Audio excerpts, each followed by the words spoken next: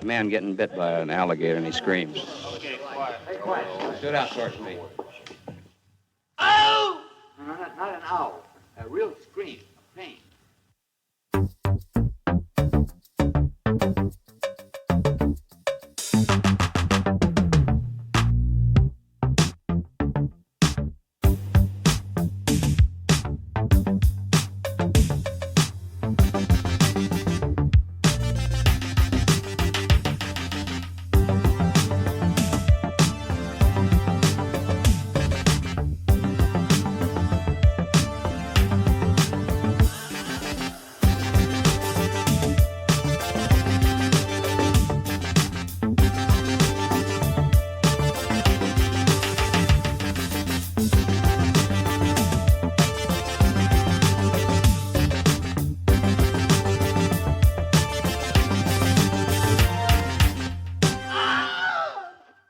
Okay, anything we need to do before we start this dog and pony show? Yeah, let's pony it up. If this is a dog and pony show, which one of us is the dog and which one is the pony? It's a good question. I think we alternate off, right? I mean, that's just I think you're right. I think you're right. We are both dog and pony. it's right. And less so men. Thankfully. Okay, welcome back, Screamers, to another episode where we try to figure out which piece of furniture we would put our souls into if we could. On today's show, we're talking it's Amanda. Why did I put Andrea Kramer? I do this all the time, don't I? I think you and I both do this for some reason. And who is Andrea Kramer? She's someone, right? The I next feel like comer. Anyway, on today's show, we're talking Amanda Kramer's latest by design. We are talking Tuner, a film we missed at this year's Diff, and the next installment of the early alts with A Wedding. That's the rundown today. Yeah. What the? I don't know. Anything new you want to get to, like aliens and James Franco, or fucking? Well, I mean, like I do. I have not had a chance to listen to Alicia Witt's albums, and evidently she has lots of them. Yeah. She has 4 albums and an album. That's the best kind to have. It seems like I mean, not that we're always on the pulse of things, but like it feels like that would have come up. I know. Time. I mean, I've heard ScarJo's album. I mean, So this was a question that I wanted to save for this. Do we have like a definitive ranking of actress/singer? And does it have to be in that order? Or can it be singer/actress? Like Whitney Houston, for example, right? I mean, right. She's singer/actress, right? Correct. But then like ScarJo would be actress/singer. Same with Anna Kendrick. Same with all these other people that seem like it's just kind of a one-off thing. But then we have Alicia Witt, who's got like 5 records. So she is, right, actress/singer, but in the most sense. I mean, like Charlotte Gainsbourg is another one, right? Which category does she fall into? Yeah, well, she's just the best. I don't know what else to say about that. Like, yeah. I mean, are you asking if we have a ranking of these? I mean, actress or a personal ranking, because this came up in my mind as we were as the Alicia Witt stuff came up. I don't feel like I can accurately judge Alicia's stuff just as of yet. I do plan on listening, but I mean, just at least, I mean, like what I heard, like I saw some, the reason this even came up, so I saw something on TikTok and it was like, oh, my new album's dropping. And she was like, she was going to the place where they were pressing albums and she saw it and whatever. Anyway, that's pretty second. And then I was like, is that the same Alicia Witt? Because it had the whole, blue mark next to her name. And I was like, okay, yeah, it is. And then I was like, hey, do you know this? Anyway, it's very folky and it seemed fine. I mean, like, it didn't seem like, it wasn't like, oh my God, I got to go listen to this. Right. But it seemed fine. Yeah. And I mean, like, then like, where does, I think it's going to be a difficult, I mean, I think the list is probably longer than initially were thinking, because you get like people like FKA Twigs and like, so right there's but I mean she's like dancer, singer, actress? I mean, Right, is right. that the order? Does it matter? I don't know that I need to put these people in an order or a category, but I mean, I think but again, like these people are different than like ScarJo, yeah, ScarJo right? definitely seems like it is definitely like a side project that she'll occasionally come to. And I actually Right. I And like didn't dislike partner with her Pete Yorn. Did you know album. that? Did Right. you know that? Yeah. Yeah, yeah, yeah. But I mean, like, but then, like, where do you fit? So I think the real question I have is like, where do you fit someone like Zoe Deschanel? Like, where does she Right. exist in the world? Because I think she would probably see herself Whatever twee category is twee, that's right. where she fits. She's sing, res, act, girl. Yeah. Um, but I think there's probably a ton of them. I think the problem was like with the dudes that exist out there, they're all actors, singers, right? I mean, like except for maybe someone like Chris Christopherson or like, Right. but like all the Joes that do it now. Willie Nelson. Yeah, well, I wasn't even, but here's the thing, like I wasn't even thinking about the men because I don't really consider them at all. Right. But I mean, like 30 odd foot of grunts or 30 seconds to Mars or Dog Star or all the crap. Yeah, I mean, those seem like vanity projects more than anything though, right? Right. I mean, and then something like Phantom Planet with where Schwartzman was the drummer for a while, like that just feels like he's like in the, he's not even singing. He's just the dude in kind of, and the same thing with Keanu. What about the kid who's in Wallows? I kind of like them. The kid from Scream and 13 Reasons Why and a bunch of other films like that. I don't know his name. He looks like, I mean, no, like no offense, but he looks like a very generic white boy. Don't they all? That's how you get by. That's how you get by in this world. Apparently, generic white looks. Let's see. Hold on, I will tell you. Oh, Dylan Minetti. Okay. That sounds good. That sounds like a name. I'm sure I've seen him. I'm sure I have. Which one is he in Scream? I have not seen 13 Reasons Why. That seems a little too. It's way too blurry. Like whatever you're showing me, you're just like you might as well be showing me the alien that James Franco showed us. Because I knew that wasn't going to work. He is Dylan Minetti. He's kind of like a sandy brown blondish haired kid. He is the son in Scream. He's the son of Sheriff what's her name? Oh, okay. Oh, yeah. The one Marley Shelton's character. Yes.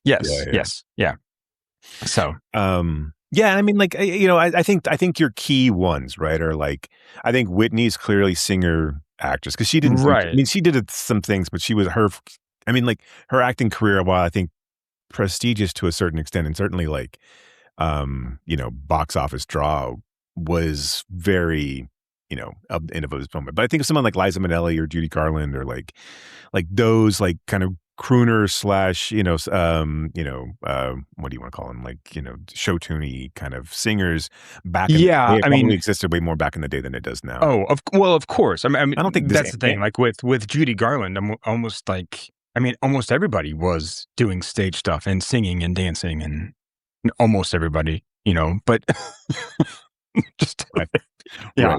Right. Yeah. Anyway, look, I'm sure that these are all, but theater kids who can do whatever they want, but yeah. Of course. Yeah. And go out and check out Alicia Witt's new album. Or all the other ones and her Christmas album. I mean, go check them all out. Yeah. I'm sure her entire catalog should be celebrated. And by the time that we do this next time, maybe we'll have listened and we can comment on it. Maybe we'll have her on and we'll have her sing a few songs for us. I don't know. It's a crazy world out there. And neither do you, listener, which is why you should listen all the time. Weirder things have happened. Speaking of weirder things that have happened. Okay. So I sent you this earlier today and I was like, are you aware of this James Franco, alien shit? So James Franco's been on TikTok as of like about a month ago. He came like on and was like, I've got to show you all something. This is not a hoax. This is not a hoax. It's been forced upon me, which is I didn't choose this. Which is what all of his students said at his academy. Yep. And so it's just this weird performance art. I will say that like when I watched the reveal, the alien popping up and just like doing one of these over in his window was pretty good. I laughed. I guffawed pretty hard at that. But it's I don't understand like these canceled people. And again, I know we can throw that around. I know that's I don't want to get into that. I mean, whether they aren't. I mean, he has he's not. He's got like 12 in works projects, and like I mean, like, and not all of them. I mean, like he's been doing a lot of stuff like Woody Allen type stuff, where it's been not like he's not working with Woody Allen, but he's doing things overseas for Italian directors and things like that. Whatever. It's the whole Army Hammer, which we can get to him in a second as well. But like, so he hasn't been doing high profile things, and these are all like direct to streaming Garbo films. But he has a couple of high profile like pieces coming up. I mean, like that are not like he's going to be in the new Rambo, which you would imagine gets a little bit of push. And then there's a couple of other ones. There was one I forget now who he's attached, but it wasn't like it was a director that I'd actually heard of, and it wasn't was not. It wasn't a fluff film. It should probably get a theatrical release type of thing. So anyway, he's got 12 things in the works. He has since 2024. He's had like 6 or 7 things that have come out. I mean, so it's like it's not like one, he's probably hurting, and 2, he's still. So again, I don't want to get into the whole canceled necessarily thing, but like I don't understand why these guys do this like ridiculously weird shit. Like, I mean, this is not even like I think, if you were to ask Joaquin Phoenix whether or not I'm not there or whatever that movie was called, was a thing that he and Casey Affleck should have actually done. They probably would say no. It probably would have been a failed experiment because one, you can't really commit at the level you need to commit to. I mean, to do something like that. There's very few people in the world that are Bob Zamuda. I mean, like, it's right. Andy Kaufman's come around once in a lifetime that can like 1, ascend, and 2, continue the bit. And to truly not care. Because even at a certain point, like it wears on you. Yeah. And who knows what would have happened with Kaufman had he have really truly lived beyond beyond his disease. Because someone like you can take a look at like someone like Tom Green, all these guys, they just can't. Once you become something, it becomes difficult to like, and like I think it's a really like have Kaufman exist in this day and age to see how that really would it play out. I think it'd be a really interesting experiment to see in a world where everything is filmed and everything would be readily available, whether or not he could still maintain that level of like performance art that he did. That kind of, because I think the only person who like came close, but again, Sacha Baron Cohen. That's who I was. Is like, but I mean, like all of his stuff is characters, right? So like, it's exactly not he can step out of it, right? And for he does quite often, right. I mean, that was the thing with Kaufman, is that he kind of lived that. I mean, so even when he wasn't Tony Clifton, I mean, his version of Andy Kaufman was a character anyway, but it was like you never knew like the public facing versus the private facing kind of Kaufman, right? I'm sure some people did, right? I mean, Jerry Lawler talked about how he wasn't like that like all the time, but still, right? I mean, he never. I mean, he was so committed to the bit. I mean, just so committed to the bit. And I think that's what makes, I mean, like, when we're really not talking about the headliner here, but like, I really think that's what makes Kaufman. Well, because I think that's what's so different though. Sorry. Right. But I mean, like, that's where like this whole Franco thing is so different from, and especially I think different from like the Joaquin Phoenix, Casey Affleck. At least they like sat down and crafted something, right? And I think that they were trying to make a comment on something. Now, again, like, we can discuss how that film doesn't hold up, right? I mean, for a different show, but at least they were doing something and trying to make a comment on something. Franco is just trying to stay relevant in a weird way. It feels very. Kevin Spacey performative in a way. Where, you know, Spacey did those videos where he was still kind of in the House of Cards character, and it feels, but like you almost felt like Spacey, and again, not to use clinical terms and not to denigrate those who actually have had it, but like Spacey had like a psychotic break where he just like, it was, but it also just feels like it's just another generic white dude who's really ill-advised and like, yeah, who fucked up, right? Who's problematic, and then got bad advice on or no advice, right? I mean, like, and you have to think, you know, it's not like CK just went back to work, right? I mean, just went back to doing comedy. He somewhat apologized, but he never really changed who he was, and so he just took a minute, and then you just said, this is the life that I'm going to lead. So, you know, deal with it. It was never a moment of like, I've got to change my persona, or I've got to do this weird, I've got to do this. Or maybe thing. I shouldn't be an asshole. Right. But for these guys, it feels like they are telling us a joke that they think that we'll all get and that will all come around. Like that it will allow us to forgive them in some sense, or, you know, or allows them back into the club. And it's a really weird, like the Franco stuff is so bizarre, and it's so like, it just feels so disingenuous and ridiculous. Like, and I mean, like Franco always kind of had that persona. Like, even like, I mean, he was always his best when he had someone there to kind of like direct him. Right. I mean, like, you know, I don't think like the things that he put together were never his best pieces of art. I mean, and I guess you could argue maybe The Disaster Artist, but that had such a ensemble cast, and it had such an easy target that it doesn't really feel like you have to do much there, right? I mean, like you basically had it all laid out for you, and the book was already written by Greg Sestero. So I mean, like it was like you didn't have to do much. You know, so this just feels like a guy who exists now in a world where all of his famous friends have abandoned him, you know, rightfully so, whatever. And in this case, like, he just exists in a home where he can do what he wants. He has all the money in the world. He doesn't need for money. And he probably doesn't have like, I mean, I'm sure there's people that represent him like agent wise, but you know, who can stop him from putting together, you know, these really bizarre, like, like, if it's a promotional bit, which is why I brought up the Joaquin Phoenix thing. It's not, that stuff has to be well crafted, or it's going to be laughed at.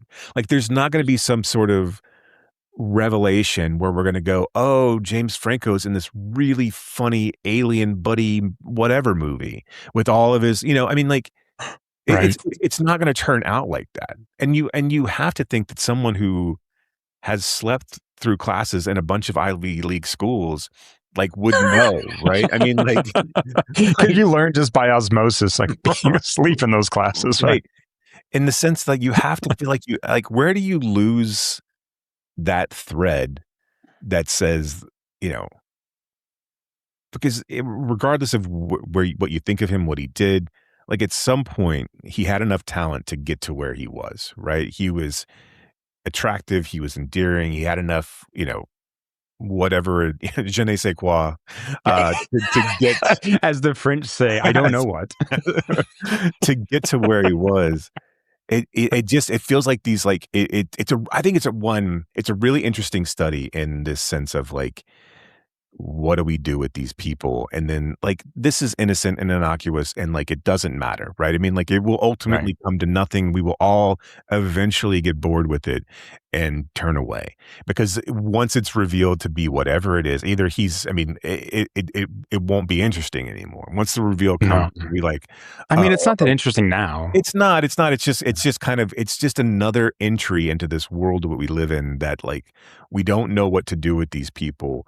And like, and the other alternative is to be, I think, as disingenuous as Armie Hammer is, which is to come out afterwards and to say, you know, the first time I saw Citizen Vigilante, I was horrified, and I was crying that this was way more hateful and right wing, and you know what, all of the things, and all of it, racist, misogynistic, everything. Than I thought it was, and I'm just like, bullshit. Like, no one believes you, dude. Yeah. Like your whole thing, like up until this point, is like, it's all been damage control. Like, I even think to this point, like, I mean, like him taking the fucking, you know, timeshare thing is all just performance art at this point as well. Like him like posting on, you know, whatever, Instagram or whatever he posted on about how he sold his truck because he couldn't afford the gas. I mean, like, go fuck yourself. Like you're still able to produce a really high level, you know, podcast. You're still able to do so don't tell me that like you're suffering in the same way that someone like Randy Quaid is suffering. But again, all by his own design. But like still, I mean, or someone like Davy Chase. I mean, like someone who has genuine problems, and passes away because I mean, and it succumbs to those, right?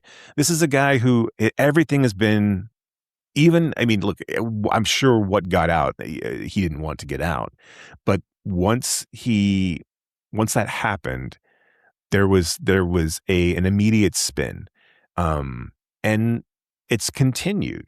And so this idea of like, oh, well, I felt horrified by this film that in the Uwe Boll, but bullshit. You went on Q&A. Yeah, like, nobody duped him. I mean, this was not. And look, I mean, and like, he was like, I would have started in a cat commercial. You know, I was so desperate for money. I'm just like, whatever, man. Like, just this, you do bring up, I think, a couple questions about like, what do we do with these? Okay, and it's not just actors, but I'm thinking anybody kind of in like a public profession, like acting, like sports, whatever, where they do something terrible, right? Or they commit a crime. How long is their punishment compared to a regular person's, right? I mean, like, and I think this is a bigger kind of like social problem too, but like, what constitutes rehabilitation?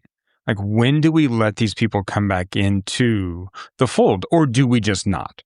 I mean, you know, because I think that's an option as well, right? Sure, I think it is an option to say like, sorry, Armie Hammer, you don't get to do this anymore, right? Go find something else to do. Right. Sorry, James Franco, you're done in this business, right? Sorry, abusive athlete, you cannot play this sport anymore. I mean, like, you know, maybe that is an option, but you know, our quote unquote justice system, you know, at least purports to believe in some kind of rehabilitation. But like you said, you brought up the child actor who was, you know, found dead on Skid Row and stuff. We also completely throw some of these people away, right? We're like, okay, we've used you up, and yes, you have issues, like real issues, but we don't care. So, you know, see you, and oh wow, you died from actually, like, you know, AIDS complications, and yeah, okay, sucks to be you. So it's like, yeah, what do we do with these people? Was that a cattail? Yes. Okay. There you go. Wow. Cheese is looking out the window. Sorry. She wants to be on the podcast. She does. She's got hot takes on. Oh, I bet. Right. On all kinds of stuff. She's an apologist. She was a big Citizen Vigilante fan. She was like, you're on the entire time. Oh yeah. She says, listen. If immigrants were mice, I did. Go through a little bit of the Uwe Boll Reddit Ask Me Anything. It was just basically people like asking him how he could be such a huge piece of shit. And I mean, it's like a terrible filmmaker. It's like, I mean, there were so the questions were funny. His responses were ridiculous. And then eventually, like, I think he felt like he was going to be game for this, and then was just realized he wasn't. This is not what I want to be a part of. Because they were like, it's like, you've made so many films. It's like, how are you still this bad at it? Kind of questions. But and then the other side to that is like, you're so bad at it. Why do people keep hiring you to do it? Like, I mean, that's the other thing, is there are so many bad artists out there who actually like make a living. And I mean, I would almost say like objectively bad artists. And again, I mean that kind of like all encompassing everything that like the word art would encompass. It's crazy. It's crazy. Yeah. I don't understand. It's a mixed up world out there. What are you going to do? It really is. It really is weird. I mean, this is what, like, I don't really think that like meritocracy exists, right? As much as we like want to think it does, or like, we're told constantly it does, right? Because I just don't think that's a thing. So I think Tilly Norwood would disagree with you. Oh, did you see, speaking of that, did you see? You're right. She got there on her. It's kind of weird using like an actual pronoun for Tilly, the AI actress. Did you see the people that made the Persian AI film, the Tears in the Rain or whatever? I forget what it's called. Tears in the Wind. They made an AI Odyssey film. Did they plan to release up against Nolan's? They're doing it in 71 millimeter just to fuck. I mean, like, what the fuck? Again, I mean, like, I mean, it's not going to stop. I mean, like, it's in like what else? So in like also the SAG-AFTRA like ratified their new contract and stuff with everyone signing. And what's the deal with the there's no AI strikes allowed until like 2030?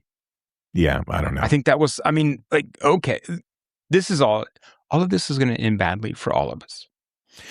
Look, I've always said this. I don't know if I've said it on this podcast, but if movies go away, which I think would be terrible. I think if new movies were to go away, I think people would still continue to be able to make movies, right? I think, but let's say the Hollywood system goes away. There's plenty, like, we've had a good 100 years, right? I mean, like, and there's plenty of things to catch up on. There's plenty of good films I've never seen. Right. There's plenty of media to consume up until this point. So if we just go, if we stopped today and everything else was AI bullshit, you and I could still have this podcast because we obviously talk about new releases, but there's plenty of things.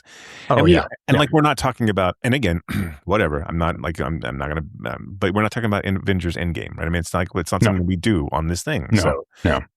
So fine. I mean, like, whatever. But yeah, I do think ultimately it sucks. And I think it sucks, like, because I brought up Tilly Norwood because of she was, or whatever. It's not my program.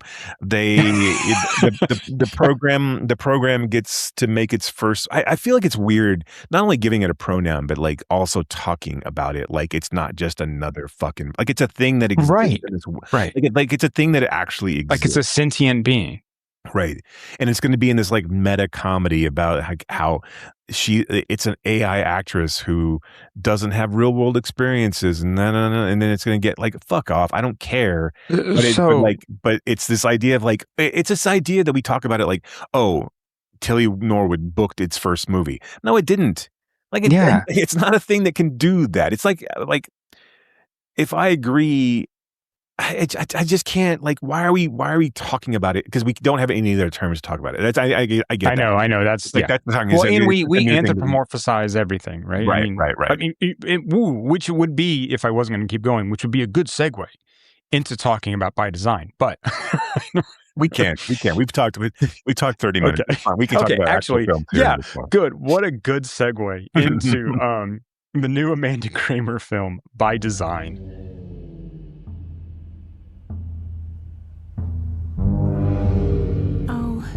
To be someone's favorite thing. Have you heard of this movie where Juliette Lewis plays a chair? Yes, of course. But remind me about the chair part. I'm gonna buy it. I'll just look into my finances and go through my checkbook tonight. I'm sure I'll have enough. Her character swaps bodies with the chair. I wish I could just be here. But a chair doesn't have a body. Talk to us, Camille. That's exactly it. Once they swap, she doesn't move or speak, and everyone in her life likes her much better as a chair. You've become a really good listener as you've gotten older. Sounds relaxing. But what about the chair? She left me. It falls in love with Mamadou Ache. Ah, he's good. That chair must be gorgeous. Oh, it's a stunner.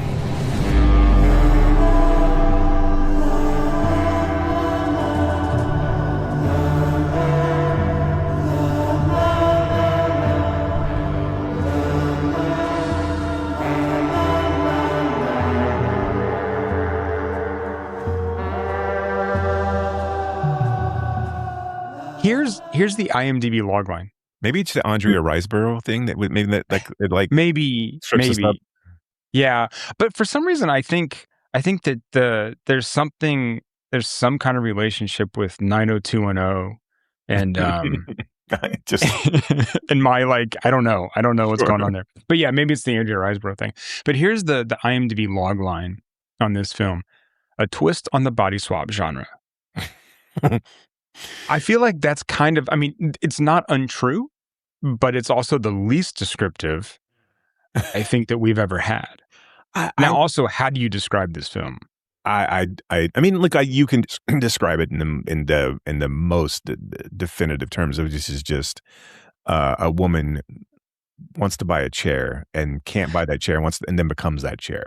Yeah. I mean, I I do like the idea in this movie that it is very much a kind of vice versa, kind of like Freaky Friday way for them to switch, bodies essentially. But yeah, it feels like it feels slight in a way that it feels like this entire film has been treated from when it was made, not when it was made, but when it was released and how it's been treated since then, this. And I don't feel like this film, well, we can talk about it, but I don't feel like this film is going to exist past us speaking on it on this podcast. I know. But I mean,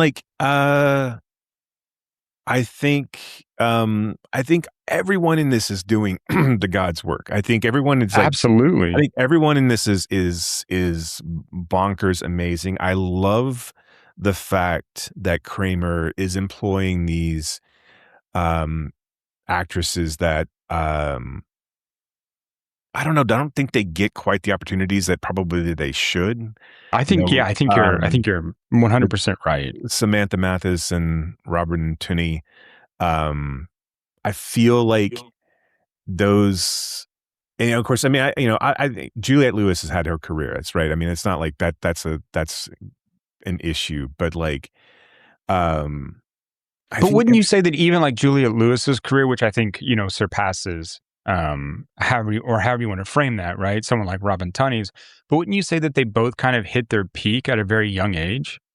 Yes, I think all three of them did. I mean, yeah, same thing with Samantha Mathis, right? I mean, her biggest role is probably in regards to movie size would be Broken Arrow. I think. I mean, it's not like she's, and that's a weird movie to hang your hat on as far as your tentpole release, but I mean, I just think that they all have that kind of same thing in common, which I feel like is part of the commentary in this film, or part of Kramer's choice to then cast, especially these three, of kind of actresses at a certain age being kind of tossed off to the side.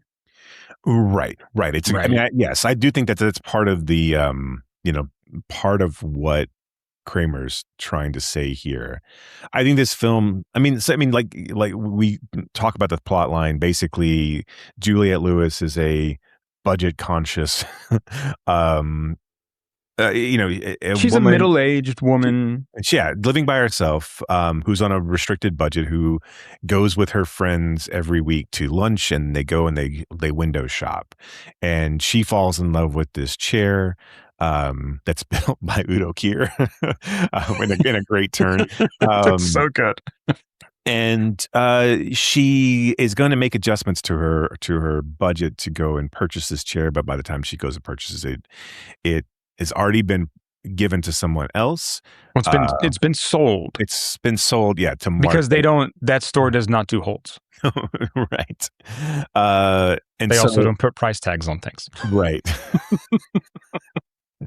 So they sell it in a moment of desperation. She's like, can I just touch it? And then she basically wishes to become this object of desire, something that she's not in her own life. And then she does. She becomes the chair. Her soul and her body. Her body becomes becomes an inanimate object. Right. But almost to the point where no one notices, right? I mean, like they still treat her which is another brilliant comment by Kramer here. Yeah, I think this film is doing a ton, and I think it almost is doing too much and not enough all at the same time. I think this film, like, if I look at it in the sense of something like Lady World or even Paris Window, like I feel those films are almost more accessible than By Design. I think By Design is so interesting, and I think it has so much to say. I just don't feel like it is compelling enough for people to go back and watch it the number of times that it requires for you to pull out everything that Kramer's trying to say. And I think to me, that's the biggest failing of this film, is that like I really am intrigued by it, but I don't know if I was like engaged with it enough for me to want to go back and live in this world where I can truly like study it, which I think this is a film that deserves to be studied. I feel like this is a film that deserves to be watched over and over again. I think it's very beautiful. I think what Kramer's doing in regards to like, she always uses like interpretive dance and like, and this kind of like very staged direction. And it's gorgeous to look at. All of her her actors are game for what she's trying to do. There's never a moment of a wink to the audience. There's never a moment that this isn't 100% real. Obviously, there's a lot of over dramatization of performances, but that's by design. That's by design. But I don't know. I was watching this and I was like, man, I want this to be just a tad bit more, so I can like want to come back and watch this, because I was something like I did feel like, and I don't know what it is about it and why I felt kind of this cold about it, but like something like Lady World, where the performances I thought were all like really truly engaging and also different, and like wanted me to come back to that world. And even something like Paris Window, where I was so enthralled by the main actress, I just didn't feel like, as much as I liked Lewis and Tooney and Mathis, I just didn't feel like I could come. I don't know if I would watch this over and over again to kind of like pull out all of the threads that I want to pull out. I don't know. Okay. Yeah. No. I mean, I think I agree that this is her least accessible film, probably. I mean, but it is one that I was able to kind of just give myself over to and really enjoy, right, for the entire hour and a half. I think I kind of like chuckled right away, and I was just kind of like, okay, this is going to be like a pretty interesting ride. I mean, with Melanie Griffith doing the narration for this thing, right. Well, I really got on board with that. I mean, look, I think all her films are so highly stylized, right? And this film, I think more than others, has this kind of really stark visual aesthetic that, I mean, again, even more so than Please Baby Please, where it just kind of constructed this completely like surreal world that like you said, everyone played as if it were the real world. Which Yeah. of course is just this absurdist sort of place that that only things like this can exist in. Um, I mean, look, I don't know that I'm gonna watch it like 6 more times, but but but I will definitely go back and watch it a couple more, um, to I think further dig into this stuff. But I really love how it seems to almost aim to frustrate. Yeah. Where I mean, like I think she is very much a kind of show don't tell sort of filmmaker, and I think this one is very much like a show don't tell. She's just kind of like giving us these images, and then it's just kind of like okay, like you kind of take it from there.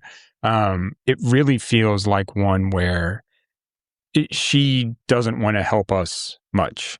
You know Right. what I mean? But I mean, No, but yeah, I absolutely. really like that. I mean, I like the kind of challenge there. I like that. I'm watching this and thinking about like, okay, this is really just a woman literally becoming an object, right? Being objectified.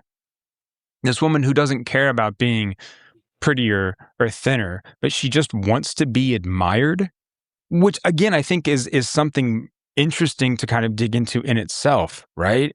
I Um, think, I mean, and that's I think the other thing about this film that like, I think it almost does it a disservice is there's just so much because if you look at yeah, yeah, Marmaduke's like at these like role too, and like his desire to own it and desire to keep it away from other people, yeah, and yeah, then his like his I look. I really liked it. I just felt like a separation from it.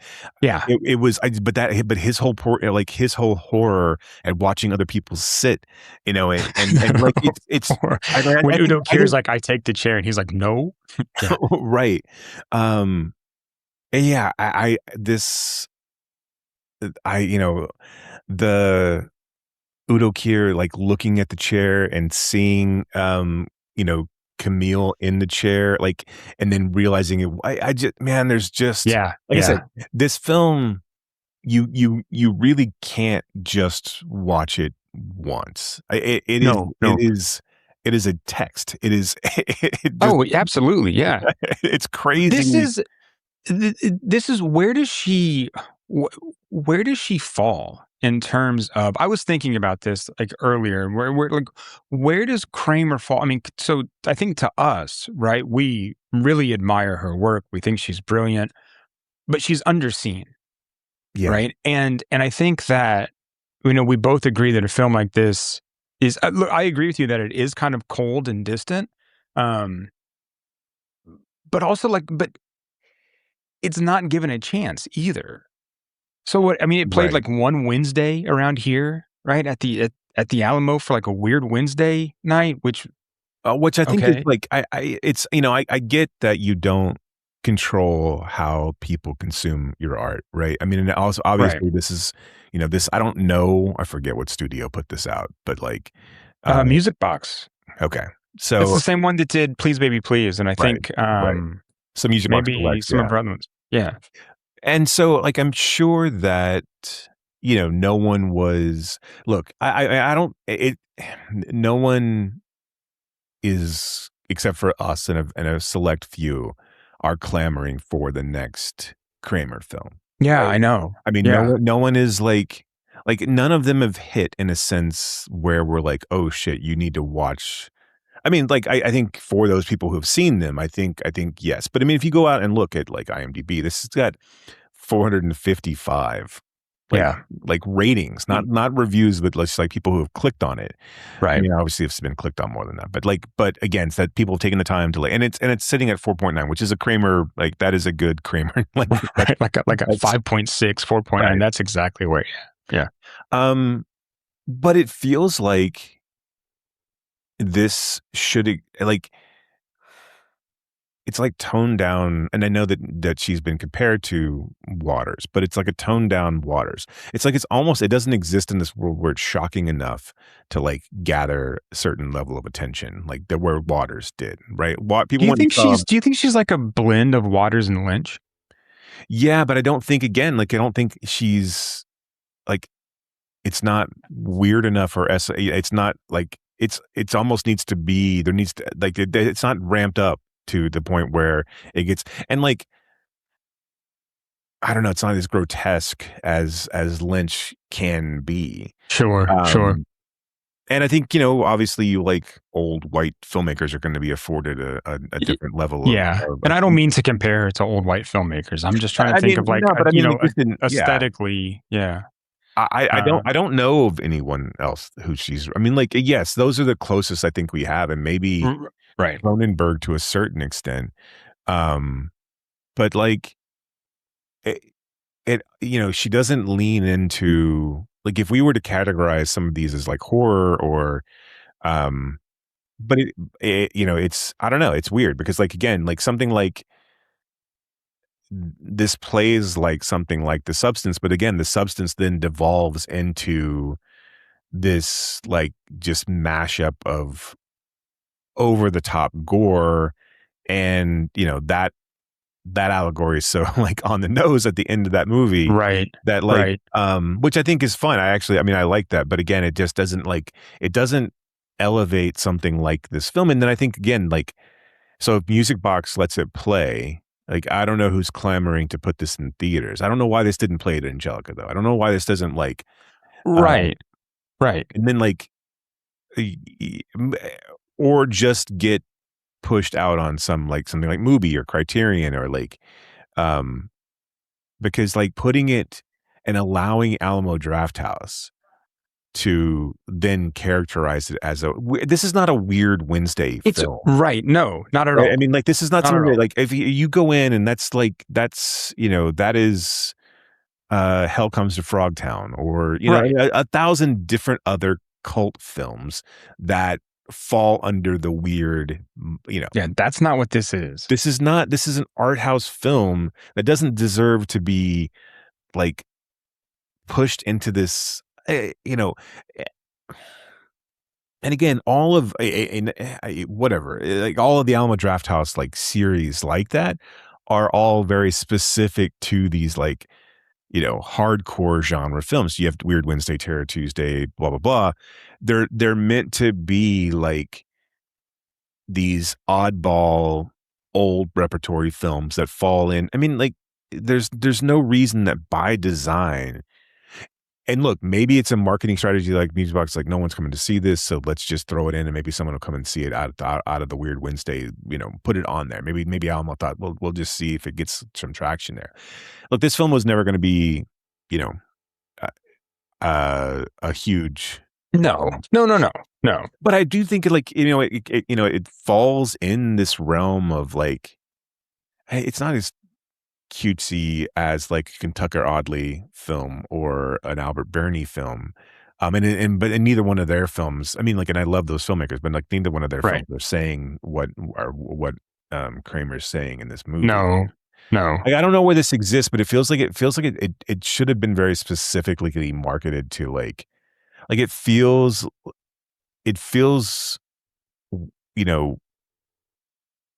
I don't know how do you push this out to, like, are there feminist think tanks or things like that exist that, like, that have their own cinemas, right? Yeah. Or I mean, why doesn't it play on one of the, like, artisan AMC slots?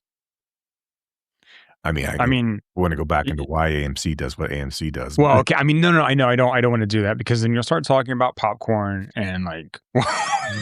Yes, we need the Juliette Lewis chair popcorn bucket.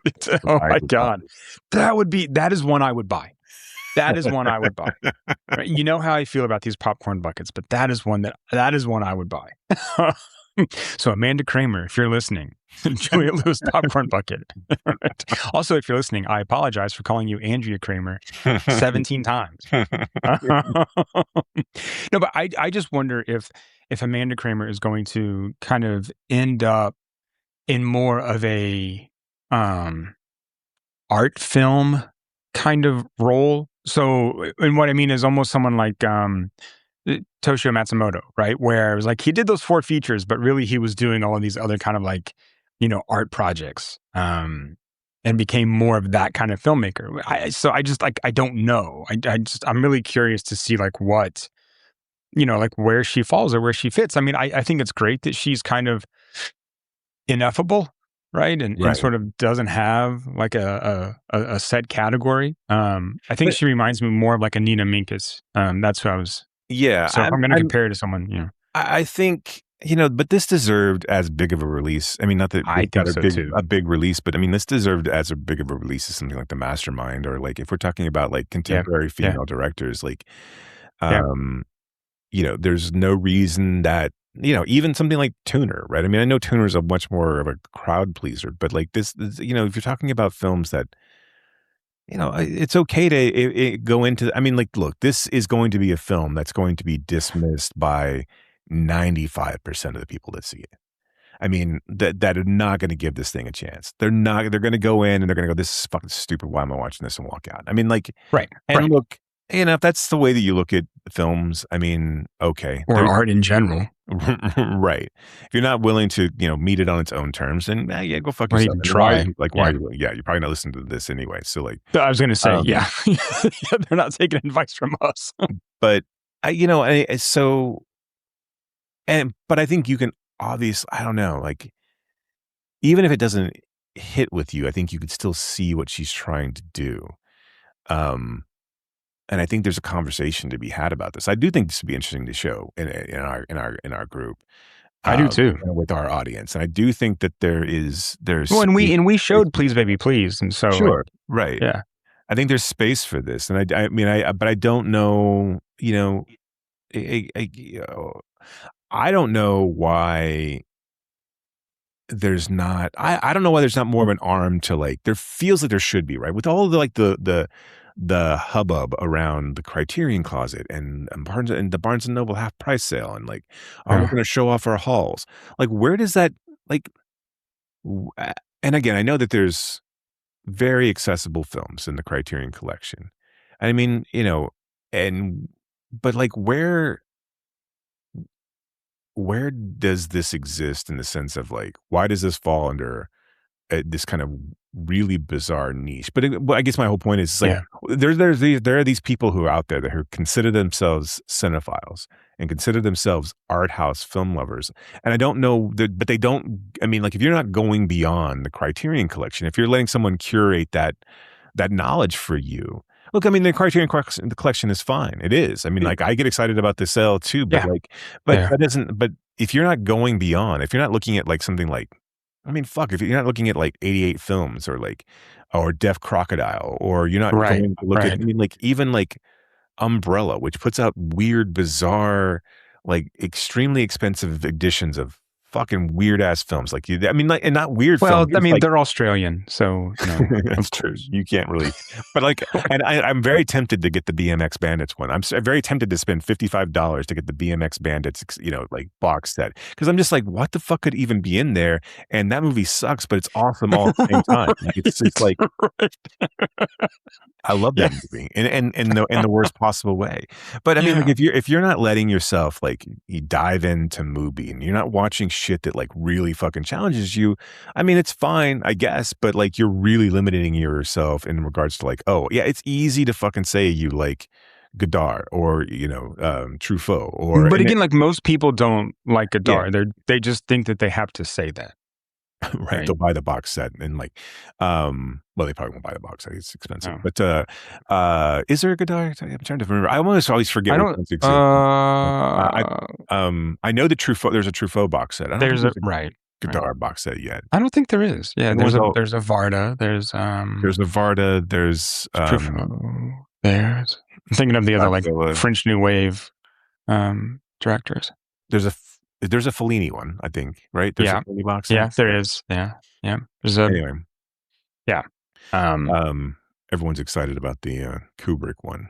They're all dumping off their individual 4Ks for the Kubrick, which will come out soon, evidently. So, but anyway, I think, I mean, I wonder why there is not a group that champions, I mean, like, and it, not just going and showing off your haul from from Criterion, but actually like going out and talking about some really, really interesting films, even if they don't hit for you, right? I mean, like, that's fine. I mean, but sometimes that's even more interesting, right? Right. I mean, I think that's something that we lose or that we forget, is that it doesn't always have to be like, oh, I love this, so I'm going to talk about it. But it could be like, I didn't like it, but I didn't like it for interesting reasons, right? Or it made me think about different things, or it challenged me, even though it didn't work for me, right? But, we're all looking, but that's why the like, here's my haul videos are being shown, right? Because that's easy, right. I mean, it's easy, and it's a way to sort of like show off what you think is esoteric, right? And the fact that you can buy DVDs or whatever, but right. But I mean, this film, you know, it's talking about, you know, objectification of women. It's talking about women's worth in the world. It's talking about like how men can, you know, potentially purchase them, how they view them when they do own them and possess them. Right. Yeah. I mean, like the whole like, you know, Clifton Collins sequence is like really interesting as well. We didn't even talk about, but like, you know, how women's friendships behave, like how women behave with their families. I mean, like and that's why I think this film, if I have a criticism of it, other than it being a little too distant, is that I think it tries, like, there's nothing it doesn't try to do. Like, right. Well, so because I also think that you're missing, that it's also talking about consumerism, materialism. I mean, even like panpsychism, right? To an extent, right? How do we experience objects?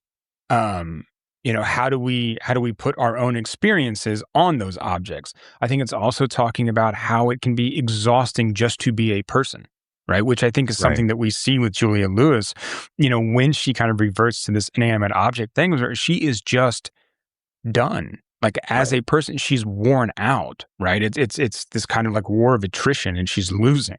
I mean, so I think it's even doing like so much more, more than that. Yeah, I mean, which again, I love, but I think it is a valid kind of criticism of the film itself too.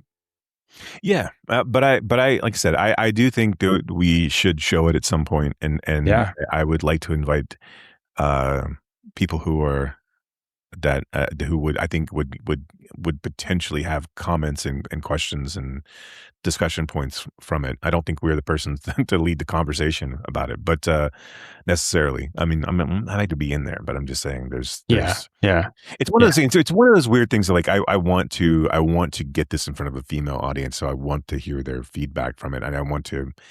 And I don't know if that's my place to do. It's a weird. No, well, but I think that's a really interesting comment too, is that, I mean, here we are again, like, you know, two white guys who I think we consider ourselves, or would like to consider ourselves, allies, right, of various kind of groups, saying like, not all. This is something. No, not all groups, but some groups. Saying this is a film that we think is worth your time and your consideration, but we don't want to mansplain it to you. Right. See what she's doing? Talking about how hard it is to be a lady. So let me tell you what it's like to be a woman. It's like being a chair. So tough, right? I mean, you know, as a man, it must I have be hard for you too. guys. As a man, I can understand what you're going. I think that's what Kramer really misses out on, is the male perspective of what it's like to be a lady. How come we're not talking about the male gaze on the chair? Why are we making that film? How hard it is to be a man. Of course, if this were a film about a man turning into furniture, it would definitely be like an Eames lounger, I think, right? Right. which are badass chairs and are extremely comfortable, but I mean, I do think it's a little on the nose for most men to want an Eames lounge chair. So, okay, should we look, go see By Design. We're going to show it at some point, so come out and watch it with us. Yeah. But you should still see it before then. Okay, let's move on to a film that is equally as complex. I'm kidding. Let's talk about Tuner. I'm just a piano tuner, man. Excuse me? Yes, Yes, ma'am? The toilet's leaking. I'll give you an extra 100. What'd she say? She wants us to fix the toilet. We're piano tuners. We fix pianos. 200. 500, we'll talk. Harry Horowitz is piano tune and repair. This is Nicky. He is my apprentice. He has a hearing condition, but believe it or not, he's a virtuoso. Virtuoso, huh? Maybe you can inspire. Okay, thank you, Harry. Close your eyes. What's this? C, F sharp. E7 flat 9. F sharp, G, A sharp, B over D sharp. You never take those out? No. I got hyperacusis. I'm allergic to loud noises. Hello?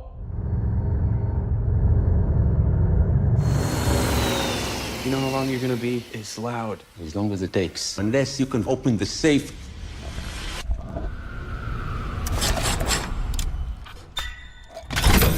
Already? If you want to make real money, give me a call. Harry Horowitz. The outstanding balance is $36,000. Where are you gonna get a little money? I'll figure it out.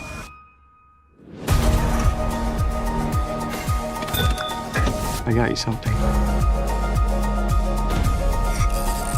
Don't do anything stupid. You understand? Who are you? Hey! Forget it. I'm done. Harry is your very special man. And your girlfriend. She has beautiful hands.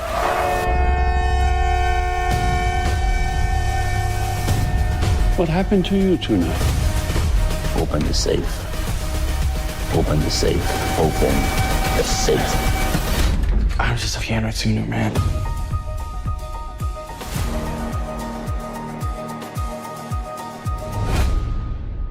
A talented piano tuner who suffers from hyperacusis discovers an unexpected aptitude for cracking safes, turning his life upside down.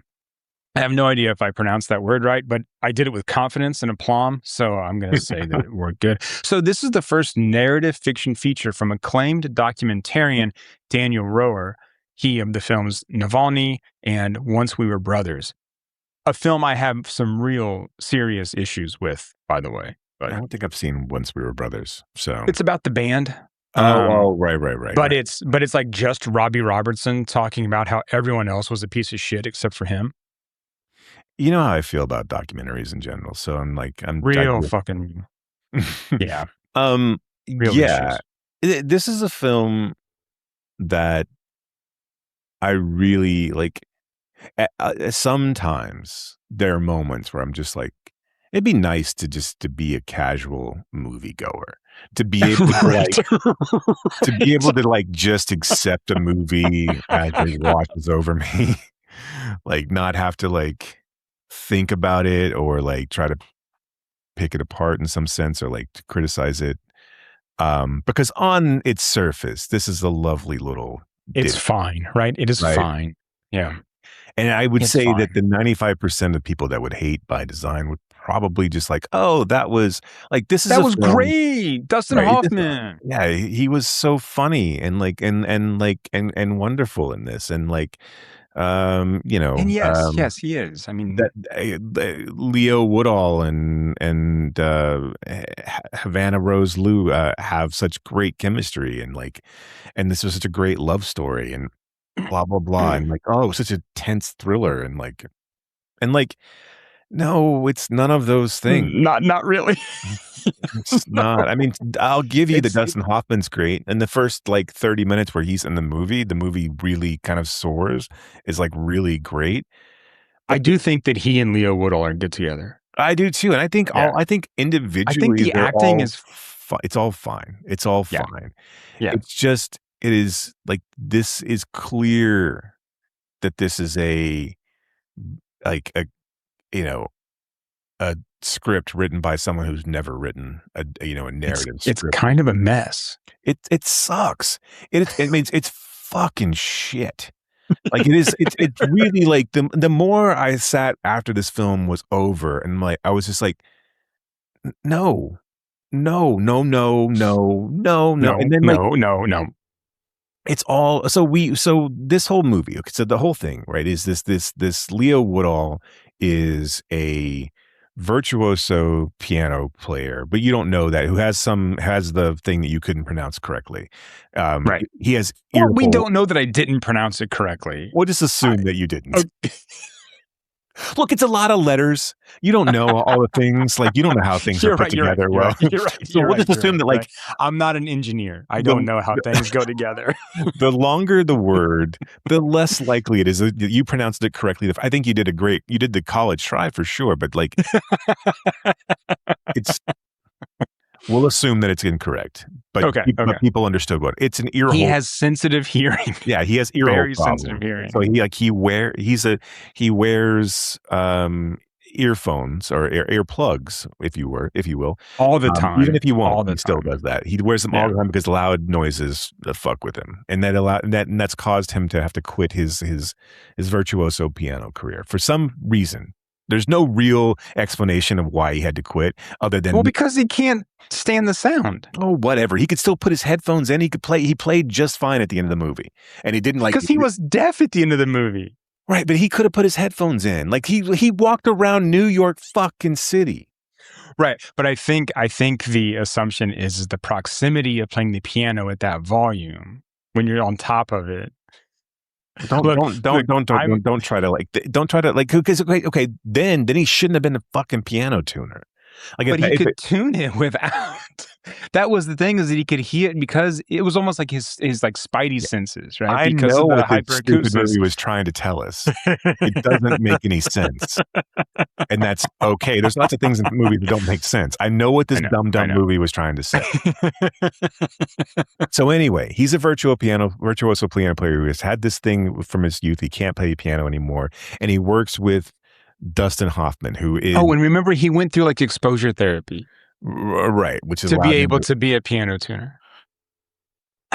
He went through plot device to allow him to be plot device. right. To move plot along. Yes. None of this makes sense. None of it matters. It's all just to move this dumb plot along. No, right. And then he becomes a safe cracker. So yes. So Dustin Hoffman is a piano tuner, and he's never increased. He's the most in-demand piano tuner in New York City. He was also a jazz pianist. He worked with Herbie Hancock. Is that who was in this? Who was in this? Yeah, Herbie Hancock. I was going to say it's probably somebody different. Like it's like no, it was Herbie Hancock, who makes a weird cameo. If you aren't thinking, about Tommy they just chose who they could get. That cameo was going to be about whoever they could get. Right? So it wasn't a Tommy Boy Easter egg. Probably. Yes, yeah. It's Herbie Hancock. He does. Yes, I know. Anyway, thank you. Actually, I didn't. I was saying that incorrectly, but whatever. Fucking stupid. It's this movie that brings it out in me. Anyway, Dustin Hoffman is also a jazz pianist who has worked with Herbie Hancock and has tuned his piano. That's an actual thing that he did. He didn't that's not some euphemism for something else. He made him a tuna fish sandwich. But he's getting old, and Leo is his apprentice. But Dustin hasn't he tunes for the love of tuning. And the love of piano hasn't increased prices in years, and so when he finds himself in times of trouble, there's no one to comfort him. There's no bridge of cold water. Right, there's no Mother Mary, and so he finds himself in medical debt, and lo and behold, we happen to have we are tuning on the day that the security system's being installed in another rich person's thing. And he stumbles. They're called houses, right? He stumbles upon the security company also stealing, because there was too much noise to go on to tune. So he came back at night, and now there's still too much noise to tune. And it turns out he can open a safe, and we found this out earlier because Dustin Hoffman had a safe that he needed open, but he'd forgotten the combination. He'd changed the combination and forgotten it because he's old. And so that's a plot device that allows Leo to know that he can break into safes. And now that he knows that he can break into safes, he happens to stumble upon a crew that breaks into safes, and they need him to help break into these safes. And he does it because Dustin Hoffman needs money to take care of disease. Yeah. Okay. So that's all there. That's those things. And so then through tuning, we do have this stupid meet cute with Havana Rose Lou, who's also a pianist, who's a composer, who's needs her piano. Well, I guess the whole school needs the pianos tuned. Anyway, he comes out and he's really standoffish because he's the best piano player in the all of New York City. But he doesn't do that first. That's not what happens first. No, that comes up later. That comes up later. No. He's like, I need to tune the piano, and she gives him sort of attitude because she's like, I need to do this, and he's like, okay, well, I'll come back. And then she comes back, and if you've ever seen the movie, wait. And then she starts messing with him because he's got perfect pitch. And she's like, what's this? Blah, blah, blah, blah, right? So she's kind of like, they give and take, right? It's not him. Now, he throws that, like, I'm a better piano player line out later, but he doesn't do it right then. Right. But that's look, also... here's the thing. Here's the thing, Jason. Okay. Fine. Our character, what's his name? Nicky. He has a lot of resentment for his career being taken away, right? He is a still waters run deep kind of guy. Right, because everyone in here's the other thing that the story tells you is that everyone in New York City is an asshole, especially if they own a piano. Everyone can't understand, like, they own $15,000 pianos, but they can't understand that they actually need to be tuned to be played because we haven't touched it in a year. And so every single person he meets doesn't understand that their piano needs to be tuned. Except for Havana Rose Lou. Right. And she is angry about him having perfect pitch. It's a very much a Matt Damon walks into the room of judges in Rounders and can pick everybody's cards out scene. It's all that is also the dumbest scene ever. Is that when he's like A B flat flat A B back whatever. I was just like, go fuck yourself. Like, I mean, like, it's just it's like you're playing a really really complicated game of Simon. And right. Anyway, or bop it. So he kind of impresses her, but then they leave because they're and then luckily enough, in all of New York, they're in the same diner. Yeah, they meet up in the same diner. Because there's only one diner in New York. Well, they're probably close to Juilliard. Why? Because she's going to class. Would Dustin Hoffman and Nikki? Why would Harry and Nikki be eating in a diner near Juilliard? That's like pianos, the place that he's music. always. That's the place that he's always gone. Okay, whatever. They have this meet cute, and Harry makes them walk her. He makes Nikki walk Ruthie to class. Everyone's name ends in IE. I know. What's up with or that? At least an IE sound, a Y sound, if you will. And the bad guy's Yuri. Yeah, exactly. And so he walks her to class. They fuck a lot, and they fall in, whatever. But you don't even see any sex in this. There's a couple like intimate hugs, but I know, yeah. And then, but of course, she's a career girl who doesn't know what she wants, and like this is all getting to be a little too much. Well, she knows what she wants, and it's just she wants this internship or this job with Jean Reno, right? And so the movie, because it needs to. But I love how she says, "I'm having too much fun." Right? Like that's a bad thing. So the movie, because it's written by someone who doesn't know how to write a script, has to create this conflict. Oh my God. He, in his dealings of stealing things, and he's starting to enjoy it, folks. He's getting into it. He got a taste. He steals a watch and gives it to Ruthie. Because she had lost hers. Because she had lost a watch, and he thought that it reminded. And it's a watch that's engraved. And she's like, "Oh, this is too much. It's a Rolex. I can't take this." But ultimately she succumbs and she takes it. Will this come up again? Of course it will, because this movie is bad. Chekhov's watch. Right. This movie is just bad. And it turns out that watch, guess what, is owned by the person who can give her the job Jean Reno to do the compositions that she wants to do. Jean Reno's grandmother's watch. And then of course he goes and he has to go like get the other watch. There's like 2 watches now. So he's like, in order to like not get thrown in prison, he has to go get the other watch, and that way that she can have the job. It's a fucking dumb. All of it's dumb. And then so all of that's dumb. It's all dumb. Like the meet cute is dumb. Like the setup of like how he becomes a safe cracker is dumb. Like and then the conflict of how they break up is dumb.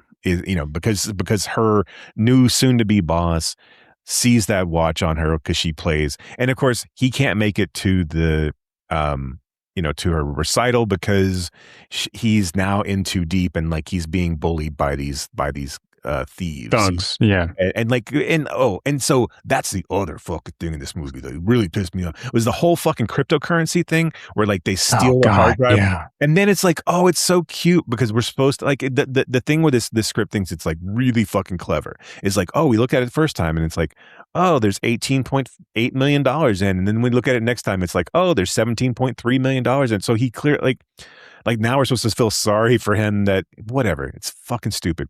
Anyway. It all works out, right? She, does really well in the recital, and Jean Reno, the composer, is really impressed with her. But he sees the watch and he's like, "How could you possibly have that watch? That watch was my mom's Holocaust watch, and it was a pair of watches that were stolen. How could you have it? I don't know. My boyfriend gave it to me. Let me see your boyfriend." Like, and then he confesses and is like, "Why shouldn't we call the cops?" It's like, "I can get you the other watch." He goes and gets the other watch, but the guy fucking fucks up his ears, and so that's fine. He gets the other watch back. Everyone's fine. Actually, nothing really comes of this aside they break up, right? I mean, because one, she would have broken up with him had she realized he was a safe cracker, but we also needed to add on something else so that she would really, really break up with him. Yeah. Whatever. Fuck you, stupid script. And then he comes back and he gives the watch back. He gives the other watch back and everything's fine. She's like, "Oh, you got the watch back." And she's like, I can't hear you. And then he sits down. Well, wait a minute. You forgot. Like, no, because this is another part that I really fucking loved about this film. He takes the watch back to Jean Reno. He does not know Ruthie is there. Right? He doesn't see Ruthie, right? Jean Reno comes out. Nikki's looking at the piano in this big room. He gives the watch back, and Jean Reno's like, "Thanks. Hey, we had that piano tuned, but the guy who did it sucked. Do you want to tune it for us?" Like, wants to hire him to tune the fucking piano. And of course, he's just kind of like standing there because he can't hear anything, right? And then Ruthie comes out. And it's like, oh my gosh, right? Like shock, and then they get to have whatever. Yeah, and so he plays. And Ruthie's like awestruck. Like she's like, she can't believe how good he is. And like he told her how good he was. Right. Yeah. Earlier when they were almost going to break up, they were like, "I'm a better piano player than you." Yeah. And then he proves it. And it's this weird, it's a weird fuck you to Ruthie's character. Well, and I don't think he's trying to prove anything to her. I think because he can't hear now, he can play. Because before, like, no. I mean, I think I'm not laughing at you. I'm just laughing at this fucking movie. Well, but this is me like twisting myself into knots, trying to make it make sense, right? So I think he can now finally play where before, in the movie he wouldn't play, because he couldn't stand the sound. So even when she was like, "Oh, you're so good, why don't you play something? Are you scared?" And he like leaves instead of playing. And even when Dustin Hoffman says, like, "Hey, play for me, Nikki," he still won't. So now he can finally play because he can't hear. It doesn't bother him to play. But yes, I think that the way that it is set up, it comes off as this like, "Yeah, fuck you, I told you I was better than you" moment. Yeah, it just feels like, and it also feels like it feels like the film is trying to set it up as a way back in, but like it also just feels like I was always better than you, and like this was always just a game, and go fuck yourself. Well, and she's like completely emotional, like overwhelmed, like she's like. Right. It's this weird, like she does nothing to deserve this comeuppance. Like at no Right. point, there's no point in this movie where she's the rich, snotty bitch who doesn't realize the value of the working class. This is not Step Up, right? Which is it's very much like Step Up. Like if you like, it almost like plays identically. Well, except for, I mean, whatever. But I may be overstating that a little bit. But there's no reason that she needs to come off of her high horse and Maybe Save the Last Dance is what I should have used instead of Step Up. There you go. But where he has to like one up her, like because he's already done it once in the movie, like where he's like added to her composition and helped her get the job. There's no reason for like, it's one thing for us to hear that he is what he says he is and that this is tragic. There's no reason for Ruthie to be in that scene. That's the thing. Like she never needs to show up, right? No. Or she should have left and then he plays. Right. I mean, because I think you're right. I mean, that it's fine for us to see that, but she doesn't need that. She doesn't deserve that. And there's no reason for there's no reason for the meet cute in the diner. There's no reason, because again, like she could have had his number when the roof leaked in her apartment when he goes and fixes so that whole scene doesn't need to happen, right? Needed, right? Because here's the thing, like if her piano's damaged at home, she's gonna remember that, oh, someone just came to tune the pianos at Juilliard when I was there, right? Okay, let me find out who that was. Let me call them, right? I mean, like, yes, that's exactly how that would more believe. But again, you've got Dustin Hoffman, so you need another scene with him, right? Yeah. There's no like all the contrivance of him becoming a thief. There's much better ways to do that. Like you could have him. Like this could have just been something where he's a piano tuner and he just steals from people in these rich houses because they're all assholes, right? Right. Like, there's no reason. Like, and so all of the, and you don't need this whole Chekhov's watch for them to break up, because again, she could have just found out that he was a fucking thief. Like this whole, and again, 95% of people that watch this movie are going to go, this is a great movie. This was so much fun. These characters were attractive and they worked well together. And this movie kind of floats and it uses its music well. It's shot well. Yeah. And if you can just don't think too much about it. If you just leave it at the credits and never watch it again, it's just so poorly written. And it just really is. It's infuriating to have to like sit here and like and really I mean like given all the nonsense at the beginning is really dumb, but I think the way that this movie wraps up is so insulting that like it is I mean like with the watch, because you can fucking see it as soon as he get like I know exactly you know like, oh, this is going to come back coming, and bite him, right? But I mean that is such a common trope. Anytime there's a criminal, especially thief, right, who has a girlfriend, right, and he gives her something, it's coming back. It always comes back. And so, like, I mean, but this film doesn't even like it might as well have like had,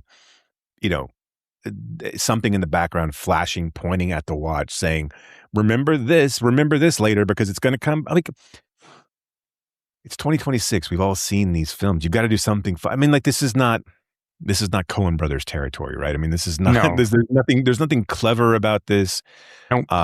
And like I said, if this movie hadn't have done like every single turn done something like this, I'd probably be way more forgiving. But the way that it does it, by the time you get halfway through this film, you can already map out how it's going to end, and it's just not that intriguing. And then when it does end with the way that it kind of fucks with Ruthie's character, I was just like, go fuck yourself. This movie, you really don't, like, you didn't deserve to get to where you are at the moment, but like the way that you treat your one character who has any sort of redeeming qualities or like, it's I know. But and everyone else I'm sure who's sitting there listening, they're going, this was fine. What the fuck are they talking about? What is their problem? What are these guys? These fucking cranks. Right? What have you ever done? I really just want to see Havana Rose Lou in more things. I think she is absolutely great. Yeah. I mean, in everything I've seen her in, even that little like indie horror flick that was on Hulu, where she like gets stuck at like a rest area with a bunch of people. Have you seen that?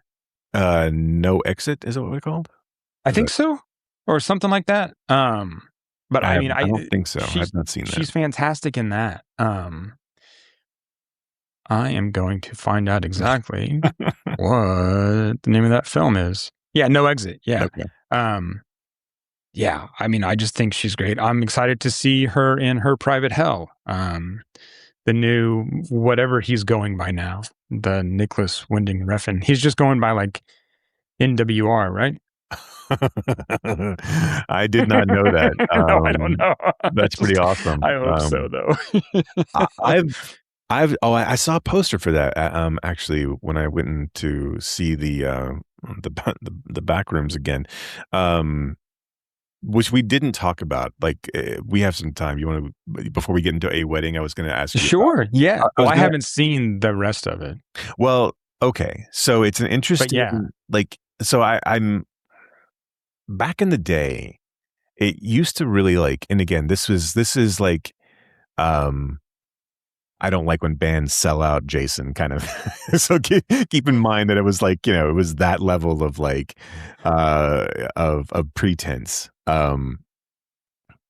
Where this idea of like director's cuts or like multiple releases of like DVD things like that used to really piss me off as a sense of like, you're just trying to get me to, I was fine with like them all being on one package, one, but like selling one director's cut for DVD versus a, bite me. Like I don't need like, but I find it interesting that so Backrooms was wildly successful, right? But also to the point that now they released they released the movie, they re-released it, or they just released a different version, but it's the exact same version.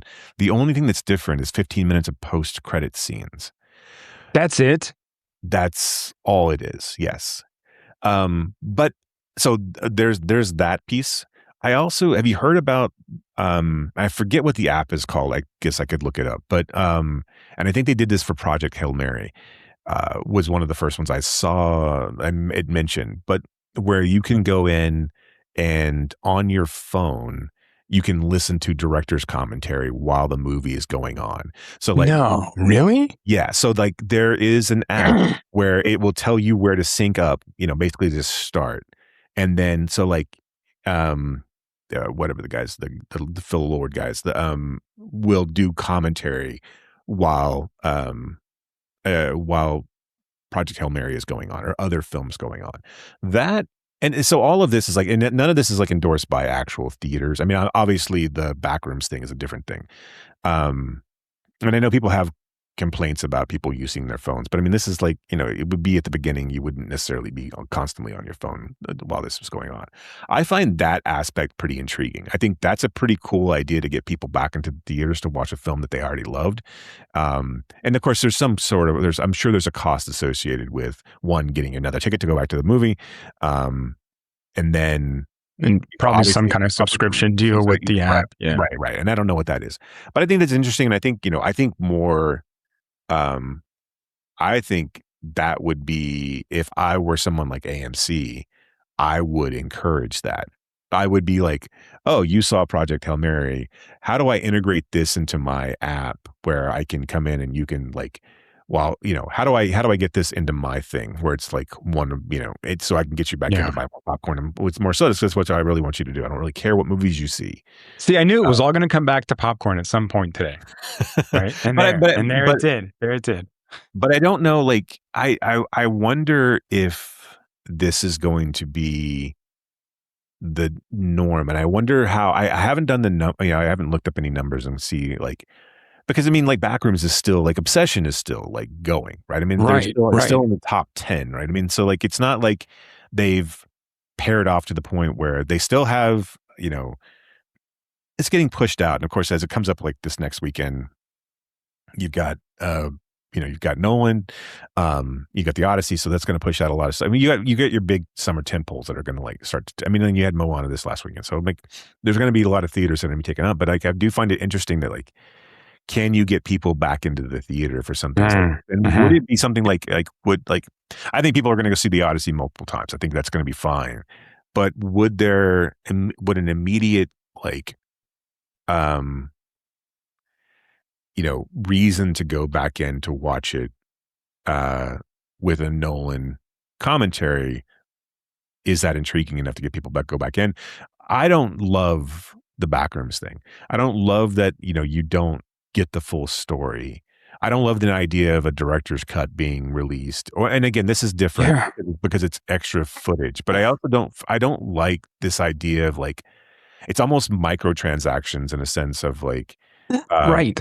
Making you go back in and like, oh, you've seen a movie. Like it almost like discourages people from going to see it, I would think, early on, if you knew that something else was coming along like that. It was a different, longer, I'm just going to wait, definitive version. Right. I mean, it feels like you're being punished for being an early adopter.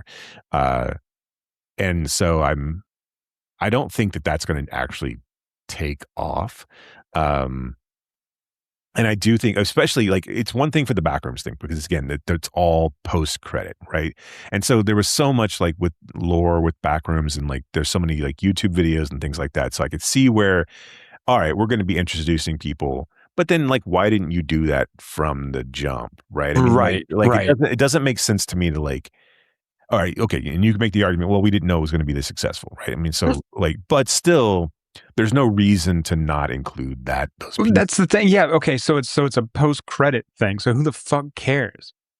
What I mean is like what's the point of not putting it out like the first way? Because okay, if it's not successful, people aren't going to fucking stay. So it doesn't matter. I mean, so that argument just seems, I don't know. Yeah. And it's, you could argue in the sense of like backrooms being like, you didn't want to dilute the puzzle, but I don't know. I think it's one of those things. I think it's a very tricky like marketing piece for it to be,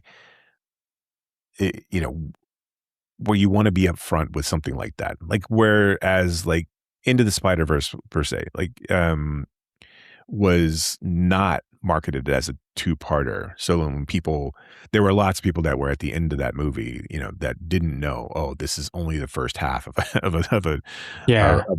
a larger picture. I do think that that's a little shitty. But then again, I mean, so I don't know. I think I don't know what they're going to, I don't know how they're going to, I don't know if that's going to be, I would say, I don't think it's going to become the norm. I don't think but if the re-release or whatever the new version of Backrooms is successful, do you know that they're going to fucking try it? Because that's all they do is like, and I think it's a smart, like with the Backrooms, again, it doesn't change the narrative, right? It doesn't like significantly, doesn't change the picture at all. Like you can still go in and watch the same movie that you were on day one and leave the theater and it all would have been fine. But it doesn't. But I don't think that that's going to be the only case of this. And I don't think it's going to be where it's only post-credit sequences. I do think that if this becomes successful, that they will try to release multiple versions of films, and I think that's going to be extremely off-putting. Yeah, I don't think it'll go over well. I don't think people will go multiple times. Look, here's the thing: I'm not going to go multiple times. Because I feel like it's just kind of an affront. I feel like you're just telling me, hey, I'm going to try to milk as much money out of you as possible. Yeah. That it's not about artistic integrity. It's not about vision. It's not about any of that. And see, that's where, if it were in some way, then okay, but that's not what it is. It's just a ploy. Yeah. And it's also not like it's happening years later, right? This is not some sort of right. It's not some sort of like it's not Blade Runner, right? Yeah. Yeah. I fuck that. back to Nicholas Winding Redfern.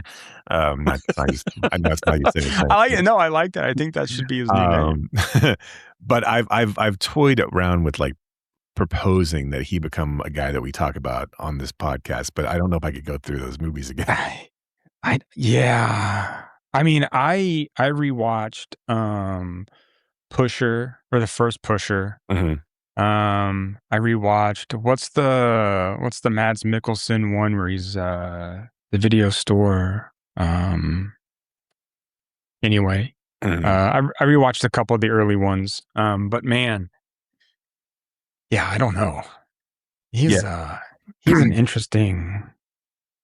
Only God Forgives was a tough watch for me. That was yeah. That I was think you are the only other person I know who's seen that movie. I saw it opening weekend. I was really excited about it. I liked Drive. I thought Drive was great, but I did too. I did too. I mean, I thought it's I think Valhalla, I like that. Yeah, Valhalla Rising is interesting. Yeah, Valhalla Rising. Yeah, I mean, I think his films are interesting. They can be tough. yeah. I actually didn't mind the Neon Demon. Yeah. But I liked all the Pushers. I mean, like those were all great. Yeah. So yeah, it's but yeah, his Her Private Hell is sitting at 3.9 on IMDb right now. So we'll see how it goes. It's got a great cast. So I mean, I think it does have a good cast. I'm really into that. So speaking of women in music, Sophie Thatcher gave some kind of interview where she gave a playlist. And it was really fucking good. I mean, not that I'm like surprised, but it was a really good fucking playlist. And it's kind of like all over the place. In genres and in eras. So yeah. Cool. Good for her. Good for her. All right, let's talk this Altman thing. Let's do the Altman thing. Let's talk A Wedding. Guess who Robert Altman and 20th Century Fox had invited to a wedding? Carol Burnett, Mia Farrow, Geraldine Chaplin, Desi Arnaz Jr., Vittorio Gassman, Dina Merrill, Lauren Hutton, Lillian Gish, Howard Duff. A nervous nurse, a senile bishop, a happy mother, a lost family, a fight, a fall, a reunion, an accident, a stampede, infidelity, passion, romance, all come together in a wedding to end all weddings. Rated PG, now playing at a theater near you. Check newspapers. The daughter of a Louisville truck driver marries the scion of a very wealthy family, but the reception at the family estate is boycotted by the invited guests. Wow. Okay, I know. So so this film, I know we talked a little bit about this before this, and I will say that this film has grown on me. The more that after watching it again and sitting with it, I've really started to warm to it. Because I know I told you at first, I'm like, I don't know about this one. It's a little tough. I do think that it is not as successful as some other ones, but I think that what this film does, I think so well for me, is that it starts as a comedy and moves into this kind of like observational social commentary, and then kind of a tragic comedy. And I guess my point is that the film never feels like it has to like settle on what it is, but instead is willing to kind of like shift and evolve when it needs to. And I just find that really kind of interesting about this movie. Yeah. I think that, one thing I was excited about, like these next three I had not seen. So these were I know, me either. These were new to me. But one thing I thought when I started watching this, and I was like, oh man, this is kind of like when you see a new Wes Anderson and you start to see, oh, that fucking guy's going to be in a Wes Anderson film. And like, I'm really interested to see how this, like, so when I saw Carol Burnett, like pop up, I'm like, oh, this is going to be cool. Like, I think it's going to be like, I mean, like, and so like him adding to his stable of talent, I think is a really, a fun, thing that's happening as we progress into these films. And I think, adding people like Paul Newman and really interesting actors and actresses, I think it's really cool. I will say, like, this, I mean, I agree with you. I think like this is I'm so hot and cold like during this entire film that like. But I will say the one thing that angers me about this movie is that this movie made me kind of agree with Gene Siskel in this sense. Review. Now, he hated this film. Yeah, he did not like this at all. But I do think that this movie's way too mean. And I don't know, like, I don't know if it really knows. like it feels like it has its fingerprints over every like film that ever has a wedding or any sort of family gathering. Yes. And now I know a lot of that is because Dooley's in Pretty in Pink and like. But we see like the stumbling priest in Four Weddings and a Funeral, right? I mean, we can see different aspects of like Father of the Bride or something, right? Sure. I mean, like in this. Yeah, it was with Martin Short and Geraldine Chaplin's characters like lining up. I mean, I know Father of the Bride also had a a wedding version, but I feel like I think Altman really struggles with like broad humor at times.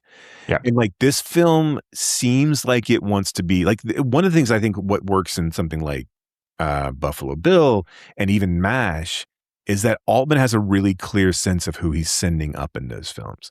And he has a really clear idea of who his target is. And I don't think he has an idea of who his target is in this film. I think he's trying to hit everybody. Right. I mean, right. But I think that's been too much. Right. And so this like nouveau riche upper crust, like also / crime family. And then like this bizarre matriarchal, like, kind of muted masculinity in a lot of sense, like a lot of ways. But like, also, I think there's so many things that there's just so much stuff that doesn't like in a sense of like a really broad comedy. Like you take something like, in an ensemble comedy, like Animal House. All right. Well, the set pieces are given time to breathe. Right. And like, Mia Farrow and Paul Dooley's like somewhat seemingly incestuous relationship comes and then kind of disappears once he realizes that she's a whore. And well, no, she's sex positive. Yeah, in this film, she's a whore. She's presented as a whore, and if Altman calls her a whore, I'll call her a whore. Okay. Yes, I agree. I agree she's with a you. young woman who's sex positive. So yeah. Well, she's also like weirdly trying to like, trying to one up her sister. On the day of the wedding. It's like the security guards that are overprotective of the family that's in the like they're of the gifts. Geraldine Chaplin, who who's the wedding planner, who's trying to keep a wedding together that only has family members and no guests, and because they didn't want to be associated with the mafia. But there's also like things that there's things that don't land in every single comedy, right? I'm sure. But the jokes here, like Altman is so assured of himself and that everything is going to work. Like the jokes that are here are so understated and like almost mumbled. And then the jokes that he tries to put in place, like the frog that is in the guy's coat that keeps croaking and the people are like, do you hear a frog? Like that joke doesn't make any fucking sense. No, I know. Like and the way that it resolves doesn't make any sense. Like they just tell him, get rid of the frog and put it outside. It like when the ex-boyfriend and the ex-girlfriend show up, and great, like Pam Dobb, like how had we not discovered her before this? I was just going to say, like, what happened to Pam? Why did we not like give her more? Like, she's wonderful out of the gate, incredible in this movie. Yes, like just really, really good. And like, how is she not a much bigger star? And like, and also like, just whatever. But then, like this, this movie seems weirdly moralistic with them. And because it kills them off in a really bizarre, like kind of murder mystery way. When they stole the car. So they steal the wedding gift. And for us to describe the plot of this movie would do it no justice, right? I mean, well, no, because it's there's a wedding and then there's the reception. I mean, like that's and it's just and then it's Altman filming a wedding reception, right? It's Altman, there's Yeah, Altman basically did this as a joke anyway. Like, Yeah, it was a one-off comment. Someone were asking him what his next film would be after Three Women. After Three Said, Women. I'm going to film a wedding. The lead actress got the role because Altman thought it would be funny to have an actress or someone who's getting married who had braces. Mia Farrow's essentially mute in this entire film. Yep. But she's the sister of the bride who has slept with all of the military students. Where the husband is. She's supposedly pregnant by the groom. And then the mother of the crime family dies at the beginning, which really becomes really inconsequential. That moment like should be like in any other auteur's film, that would be a defining thing. We would come back to that. That would define everyone's reactions. But by the time that everyone finds out about it, like no one cares. Half of the people have guessed it already. They're just like, yeah. Right. And so or they don't care. Yeah. So no one shows up to the wedding, or no one shows up to the reception, and we have all this like kind of big entry where all this huge family shows up, and they're doing the kind of like it's very much a Hatfield McCoy's like kind of like two families not melding together well, and then there's all but like everyone is kind of like flirting or fucking someone else in the film, or trying to, right? There's the security guards that are there that are trying to keep control, but like there's nothing to keep control of, so they're really overly protective of things. There's a tornado that happens at during the cake. There's like a storm, yeah. They all go down into the basement and they start singing like these religious songs. The basement that is a recreation of his favorite like Italian restaurant. I mean, like Luigi or Guido, whatever his name is. And I'm not being like funny. No. And trying to like, but I mean, those are like the names, right? There's like Luigi and Dino and the ex-boyfriend and the ex-girlfriend of the bride and groom show up and start to spread the rumor that Dino has impregnated his bride's sister. They go off and steal the car and die in a fiery crash where everyone thinks it's the bride and groom, but they actually are in an argument because Dino has gotten drunk because everyone knows that he knocked up her sister, and he's in a shower. But he hasn't knocked up her sister. Right. But he's in a shower with one of his military friends, and his new wife comes in and thinks he's having a gay affair with one of his military buddies. I mean, this movie's all over the place, and I could not keep track of who was who. That's the other thing, is that there's 40. I mean, literally, there's 48 characters in this film. Like for broad comedy, this does way too much. Way too much. It's like but you're right. Like I couldn't keep track of like who the groom's who his mom was, and who the other person who had the really coiffed hair. Like who she was. And I think she was. Well, Nina Van Pallant was the groom's mom. Yes. And then the other woman was her sister. But you're telling me, I think that's right. But I mean, like you're telling me that that I could have picked those people. I know. And Carol, well, I don't know. I mean, like it's hard not to like. Nina Van Pallant is so striking, I think, to me. So it's just like, but I couldn't tell you who the other woman was.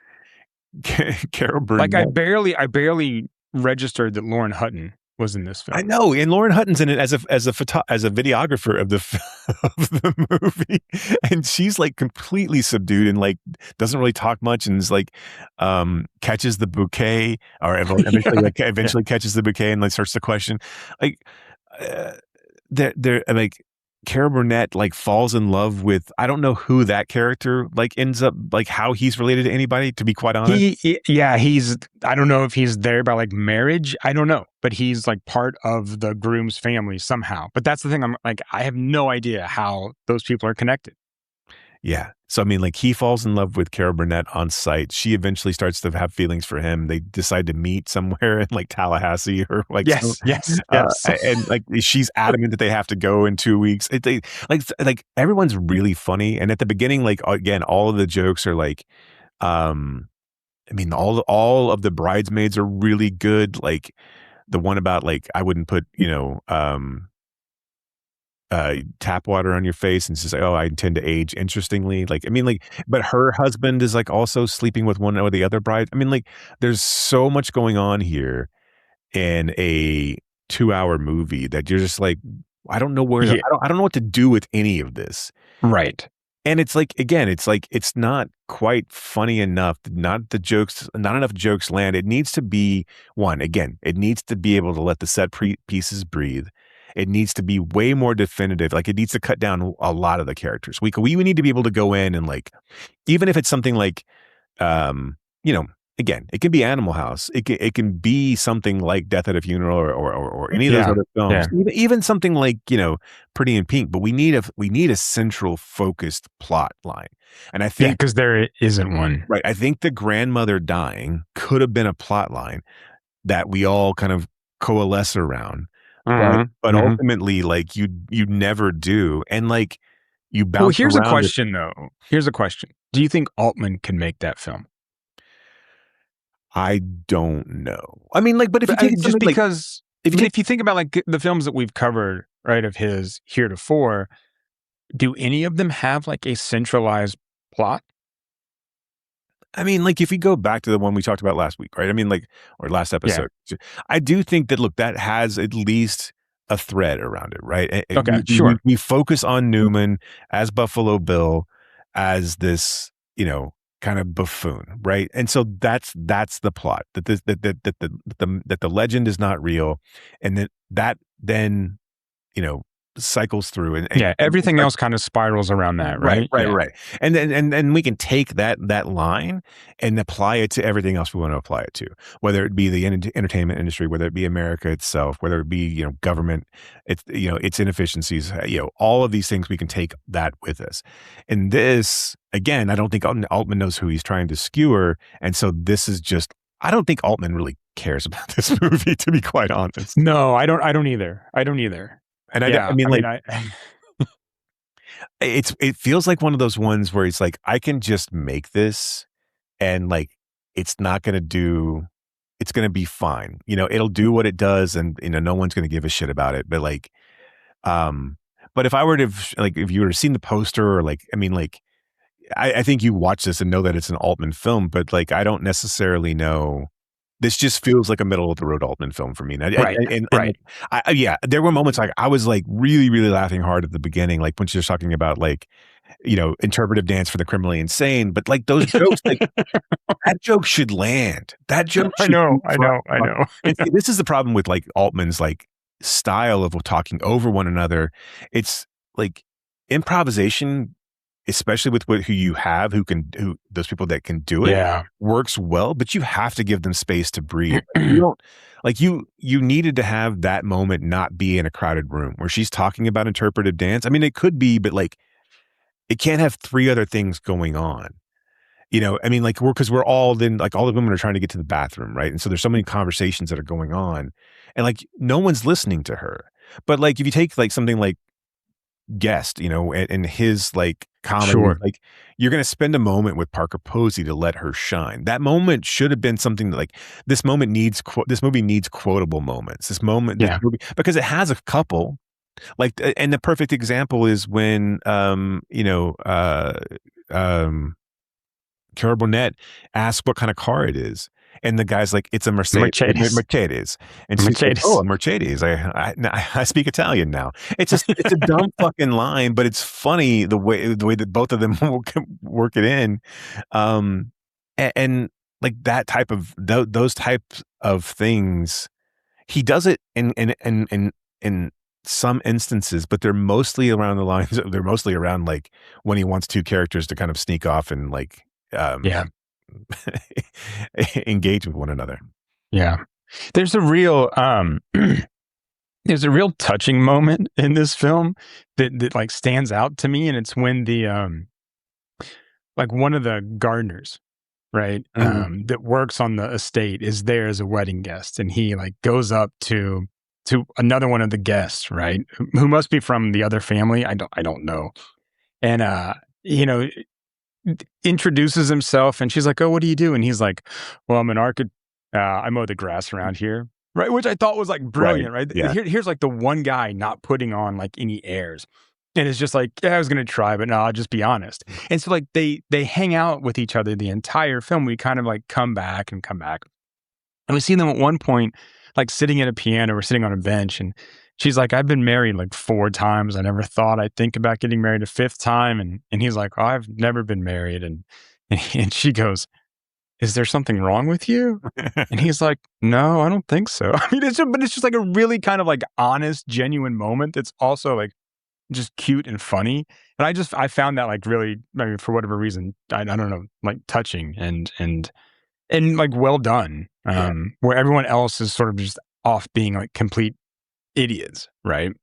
Yeah. Like I said, it just feels like Altman didn't have a bullseye to target, and so this film was just kind of, because again, like if you take a look at, like, he does know how to do these big pieces. He does know how to set up like jokes that land and jokes that have focus.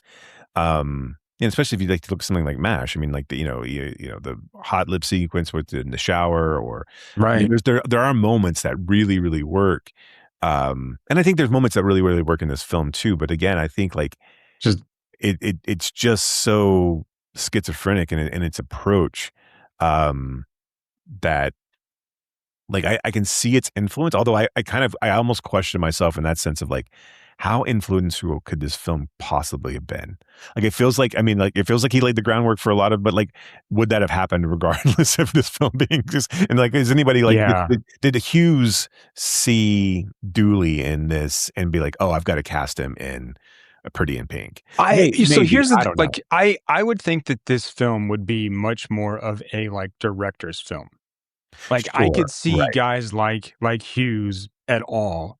Like just devouring everything that Altman did, right? Or looking at a film like this and knowing, okay, yeah, it doesn't all work, but look at what he's doing with X, Y, and Z, right? I mean, so like, I would see this film as much more of like, a referential film for other filmmakers than a film for audiences. If that makes sense. Right. All the things I did not know about Paul Dooley. Did you know he was a cartoonist as a teenager for a local paper? I did not know. He, after serving in the Navy and graduating from West Virginia State, he went to New York and became a clown. Okay. He was discovered by Mike Nichols and cast in The Odd Couple. All right. And later, I mean, he had a small part. He was one of, Felix's friends. But he was also then the understudy for Art Rooney, and then took over when Rooney left. He gained representation off of a reference from Mathau after acting with Mathau. He was one of the creators and head writers of The Electric Company. Really? Yes. That's pretty cool. Yes. So, interesting career that guy's had. All of those, yeah. So, Did you see the list of people who were supposedly extras in this film? Yeah. With like, Dennis Franz is in there. Yeah, like George Wendt, John Malkovich, Gary Sinise, Laurie Metcalf, like Joan Allen. Like it's like almost you feel like these kids, they would have had to have been kids at this point. But like, but yeah, it's crazy. It's like I don't think I saw any of them, like, to be honest. But yeah, I have a feeling that like we might need to throw in a non-80s or non-70s Altman to kind of finish up on a high note, because I feel like we're gonna kind of go down a cliff. Yeah. We'll have to like pick one. Sure. Yeah. Whether it's like The Player or The Player. Yeah, or Shortcuts or whatever. Or Shortcuts. Yeah. Even Popeye to a certain extent. I mean, like, where we can like feel slightly better about, like, because I think we did the same thing with May, where it's like, well, one, I think May, we wanted to just live in the, not May's films, we just wanted to live in the space. And by the time we got done, we're like, okay, we don't have to live in the space anymore. Yeah. After talking about Make 'Em Laugh or whatever it was, and Love. Yeah. All right. Well, there's that. All right. Well, yeah. That's all I got to say about that. So next time, next time this will be interesting. So we're going to look at the next Altman film, which is Quintet, which is another Paul Newman Altman film. And this is a kind of like frozen tundra dystopia film where they're all playing some game. I don't know, right? We're going to talk about the latest Hal Hartley film, Where to Land. And we're going to throw in a dangerous banger, Hurly Burly. When we've been talking about for a while, we have just not gotten around to seeing it. Doing it. I feel like we've mentioned it a couple times too. Right. What are those guys ever going to talk about Hurly Burly?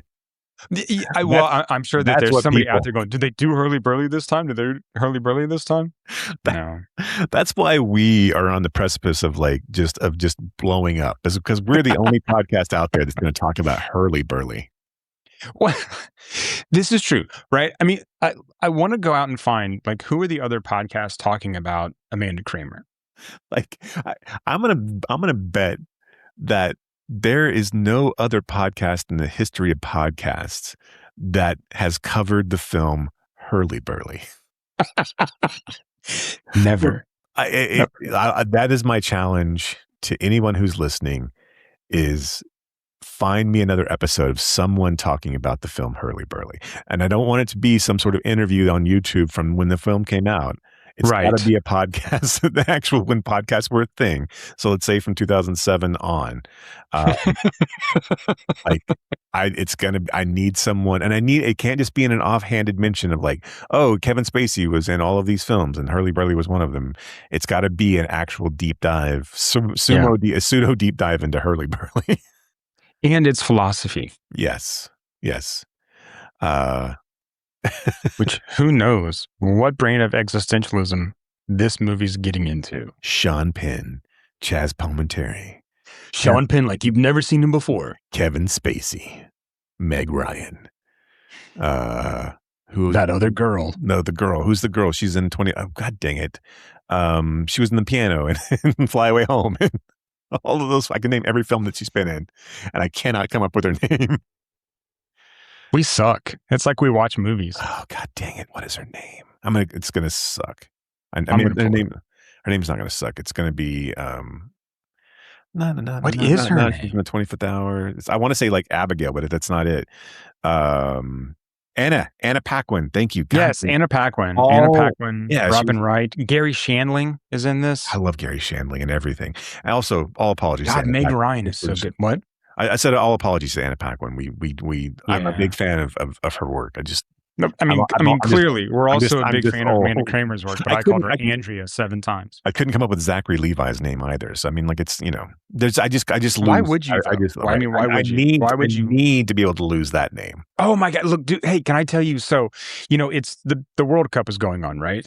Mm-hmm. And I don't have cable. The World Cup, the service I used to watch TV, I got rid of because it was stupid and it was too expensive. So when the World Cup came around, right, I was like, okay, I'll just buy, I'll sign up for the Fox One sports package, for $20 so I can watch the World Cup. Uh-huh. Well, it's got all of these ads on it, right? And because it's Fox, it's all about Kevin Costner talking about the founders of this country, right? And then it's got a Zachary Levi thing for his whatever religious program he's doing. No. It's terrible. It's just awful. And then Jeff fucking Foxworthy's if you question things, then you just might be Foxworthy. It's just fucking stupid. It's terrible. No. It's so bad. Dude, no. it is so bad. It is so bad. Kevin Costner's talking about these men came out here and they tamed this country. I want to do them honor. And you're just what the fuck is wrong with these people? Can you imagine how self-satisfied the fucking guy who came up with Foxworthy is? Jesus. Oh my God. Just I know. Strutting around. Yeah. I'm the guy. That's the fucking Don Draper thing he can hang his hat on forever. My God. So I cannot wait until the World Cup is over so I can fucking cancel this service. Yeah, he was just sitting there going, holy. He's like, I can't believe no one's thought about this before. It's just Foxworthy. It's really bad. All of it goes against my anyway. Humanity. Yeah.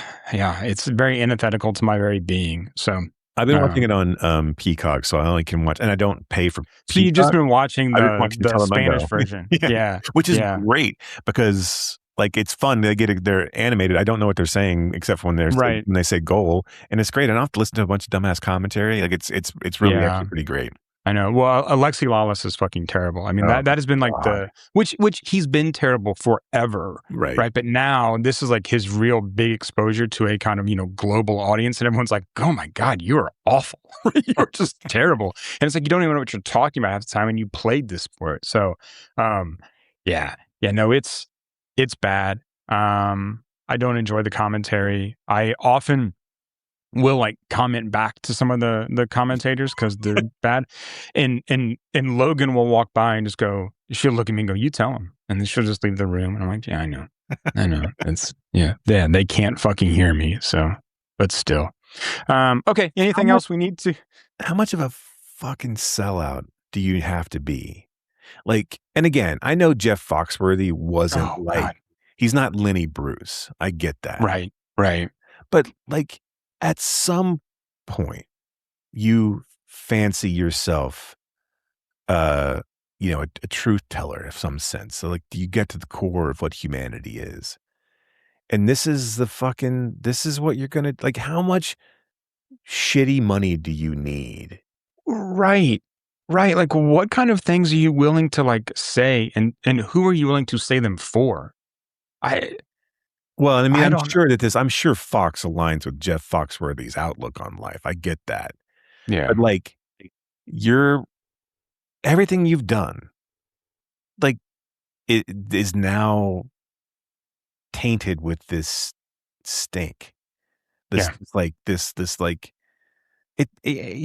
as much as like, I don't know. They're also, sorry, go ahead. No. I'm just rambling at this point. So like it doesn't. They're also advertising like a new game show. So you remember like Foxworthy's TV game show, right? Third grader. Who's smarter than like so now they have this other show that's called like The Dumbest American or something. It's basically like celebrities, and it's like a quiz show, and it's all about like who's the dumbest. So like they have these clips of like, what are people from Switzerland called? And you have like, I don't know, one of the guys from Jackass going, Swedes, right? I mean, seriously, like, or how do you spell guarantee? And someone's like GAR. Oh, there's a U in it, right? And you're just like, wow, this is entertainment. We're just like, we're sort of like highlighting how bad our education system is, or like highlighting like how fucking stupid we are. Well, and it's like, and it's encouragement to be that dumb. And that's right. Which, whatever. Again, why are influencers go talk about by design? Just do it. Watch it, talk about it. Talk about it. Do use your bullshit for something good. And I'm not saying that look, not everything has to be that way. You can punch a baby or something. I don't care. But for the most part, try to do mostly good. I mean, especially if the baby sucks. I mean, like, then that still counts. But like, punch him twice. If the baby sucks, punch him twice, which was my father's always his mentality. So I'm just kidding. He's not around to defend himself. That shouldn't be the thing that I say. Sorry, I talk shit about my father. He's not around either. So, that's what you get to do, right? That's what you get to do. Yeah. At a certain point, that's what you get to do. All right. So go watch Hurly Burly and prepare for the next episode, kids. Hell yeah. That's going to be a fun one to talk about. I'm interested to see, does it still bang? Because I did think it banged at the time. Anyway, okay. All right. So go do that. Go watch the latest Hal Hartley. Go watch Quintet, and come back and join us on this parish to listen to us talk about them. But until then, thank you all for listening. And are you scream worthy? Just keep screaming.